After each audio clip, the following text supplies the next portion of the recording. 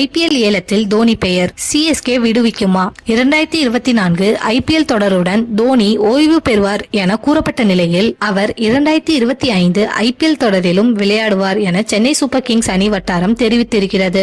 இந்த ஆண்டு IPL mega ஏலத்துக்கு முன் 3 வீரர்களை மட்டுமே ஒரு அணி தக்க வைக்க முடியும் என கூறப்படுகிறது. மேலும் தங்கள் அணியிலிருந்து விடுவிக்கப்பட்ட ஒரு வீரரை வேறு ஒரு அணி ஏலத்தில் வாங்கிய பின் ரைட் டு மேட்ச் என்ற விதியை பயன்படுத்தி மீண்டும் தங்கள் அணிக்கு அழைத்துக் கொள்ளலாம்.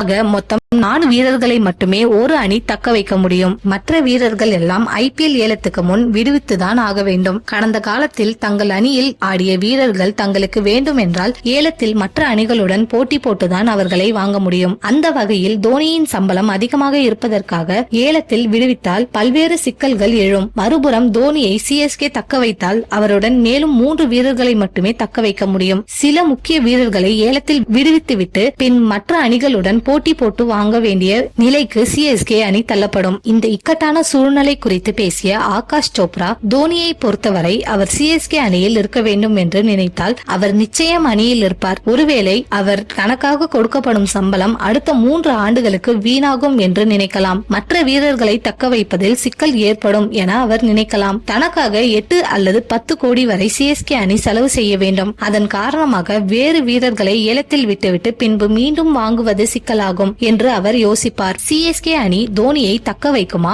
இல்லையா என்று என்னால் 100% உறுதியாக சொல்ல முடியவில்லை. ஆனால் அவர் நிச்சயம் ஏலத்துக்கு போக மாட்டார் என்று மட்டும் என்னால் சொல்ல முடியும். ஆனால் சிஎஸ்கே அணி அவரை தக்க வைக்குமா, அவர் போட்டிகளில் விளையாடுவாரா, அது இப்போதைக்கு நம்மளால் சொல்ல முடியாது என்றார்.